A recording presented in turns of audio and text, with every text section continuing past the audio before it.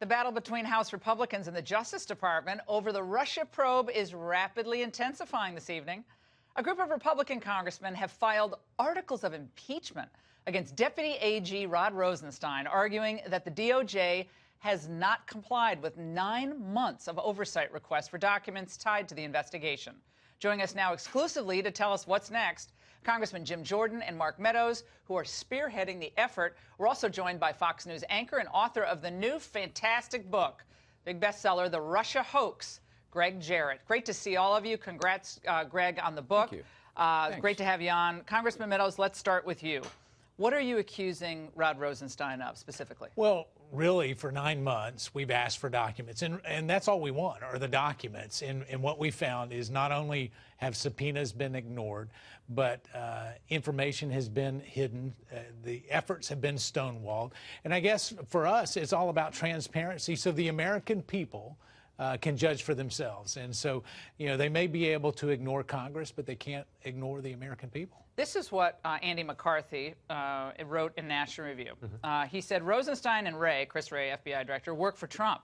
They're not Obama holdovers, they're Trump appointees. If they're defying Congress, it's because the president is permitting them to do so. The president is empowered to give his subordinates a direct order to comply with congressional demands and to fire them immediately if they fail to do so. He's kind of looking down on this idea. Yeah, Congressman. We've sent a letter to the president, Mark, myself, and Congressman DeSantis saying, declassify the information, get us all the information. What is he? Have you ever spoken to him about this? Why won't he declassify these? We sent the letter several weeks ago, but the bottom line is we have sent numerous letters to Rod Rosenstein they haven't complied with. 2 subpoenas they haven't complied with. We've caught the Department of Justice hiding information, redacting information that they should not have redacted. We know that Rod Rosenstein threatened House Committee Intel staffers, threatened them, chilling impact when they were trying to do their job, our job of doing the constitutional oversight we're supposed to do. And we all know what the Justice Department did with the dossier. Never forget, Rod Rosenstein signed the 3rd renewal, signed that, which was based on the dossier, which we know parts of it came from Bruce Orr, high-ranking official, through his wife Nellie, the whole ordeal. So we're tired of the Justice Department giving us the finger and not giving us the information we're entitled to do our constitutional duty. More importantly, the American people are sick of it. That's why we filed the resolution. In just a moment, I'm going to ask you about what House leadership, including outgoing House Speaker Paul Ryan, is saying about all of this. But Greg Jarrett, I want to go to you. Greg, this is what happened on Capitol Hill just recently when Congressman Jordan was trying to question Rod Rosenstein. Let's watch. Mr. Rosenstein, why are you keeping information from Congress? Congressman, I am not keeping any information from Congress that it's appropriate. In a few minutes, Mr. Rosenstein, I think the House of Representatives is going to say something different. I don't agree with you, Congressman. I don't believe that's what they're going to say, and if they do, they'll be mistaken. I disagree, but I think no love lost between the Republicans on Capitol Hill and Rosenstein. Greg, what's going on? Do you think this idea of an impeachment vote, if they can get one, is a good idea? Absolutely. Rosenstein has treated Congress with nothing but contempt and should be held in contempt and impeached if appropriate. This is a guy who has been covering up from the very beginning for 9 long months the origins of the Trump-Russia hoax. As I argue in my book, he and others never had any evidence of collusion. There was no evidence of crimes or intelligence to justify a counterintelligence probe. Rosenstein is the guy who put his signature on a document to renew the wiretap warrant application. And he knew that that was a fabricated, phony document. He didn't present new evidence as the law demands. And he vouched for its authenticity when he knew it was unverified and fabricated. And that is a fraud on the court and abuse of power. Mark Meadows, it's been 122 years since a member of the executive branch has been impeached. It's a long time. That is a long time. I mean, obviously not talking about the president, but an executive branch employee other than the president.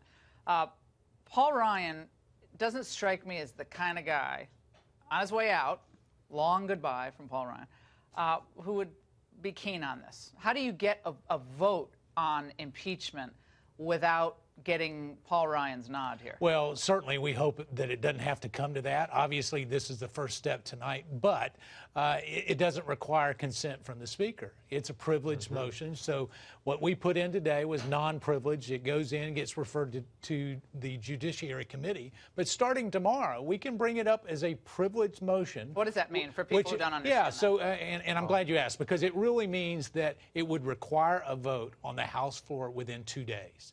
And that's something that any member of Congress, Jim or I, can do. And quite frankly, it's either we hold them in contempt, or we get the documents, or we impeach them. And the only thing that we have control over is the ability to bring impeachment straight to the floor. Congressman Jordan, any concern that this will divide the GOP before the midterm elections? I mean, the Freedom Caucus has kind of a interesting relationship with the most of Congress, and it's not a necessarily positive one at times. I mean, I'm with you on most of the issues, but a lot of the Republicans are like, oh my God, the Freedom Caucus. Every time they hear Freedom Caucus, they're like this. Yeah, we don't get that back home, by the way. Yeah, you don't know. Back home, they love what you're doing. It doesn't divide the Republican voters across this country. It doesn't divide. So you don't care who you offend on Capitol Hill? We care about doing the right thing. It might have been 120 years since someone's been impeached, but when was the last time you ever saw the FBI take a disproven document with no credibility, no validity, no corroboration, take it to a secret court, not tell the court who paid for it, not tell the court that the guy who wrote it had been leaking information to the press? When have you ever, and not just once, 4 stinking times, and the last one Rod Rosenstein signed. So if that's not enough to force the action, as Greg just talked about, contempt or impeachment, you tell me what is. Tell me what is. Because I can't figure. Look, we've been as patient. We started this a year ago in July, asking for documents. We started sending letters last November. Which documents in particular? All of them. We got a subpoena with 9 different things. They're not in compliance with three of the elements in that subpoena issued by Bob Goodlatte on March 22nd after we first asked for them in letters. Are there State Department documents that you guys have wanted that you haven't gotten? Now we found out more stuff today. That's my sense that something was happening. Well, actually, just in the last few hours, we found out about that. And so, here's the thing: is why do we have to dig so deep to find out information that should come free-flowing if we're really interested in justice? And, Greg, let's go back to May when Rosenstein really got his back up. Let's watch. Any reaction to the news that certain members of the House Freedom Caucus have talked about drafting up articles of impeachment? I can tell you, there have been people who have been making threats privately and publicly against me for quite some time. And I think they should understand by now the Department of Justice is not going to be extorted.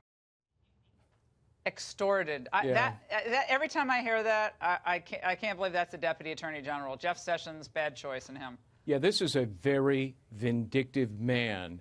I was the first to report, actually, that he threatened individuals on the Intelligence Committee. I reported it in early February. How did I report it? I talked to 2 people who were in that meeting. They both felt that he was threatening them to get his hands on their emails and texts and telephone records if they didn't back off this investigation. That's the kind of guy that Rod Rosenstein is. He's presiding over an investigation in which he is a key witness and refuses to disqualify himself, even though it's mandatory. You can't be a prosecutor, a witness, an investigator, and the judge all rolled into one. It's a violation of the regulations and the code of professional conduct for lawyers. Mark Meadows, before we let you go, what next for this? Within 2 days, you could have a vote on this? Yeah, literally, hopefully tonight, there's a whole lot of discussion going on. I've had conversations with the Speaker's office. We're hopeful that we get some documents that we identified today. But if not, as soon as tomorrow, we could do a privileged motion that would require a vote in 2 days. I think the American people are tired of talk. Just like Jim was talking about, they want action, and it's up to Rod Rosenstein. Kevin McCarthy with you on this? I haven't talked to Kevin. I haven't talked to him. All right, guys. American people are with us. That's what matters. Great to have you both on. The Russia Hoax. Get this book. Greg Jarrett did a fantastic job. You want to understand a very complicated story and a total scam, a waste of time for this country. Read Greg's book. Greg, thanks so much.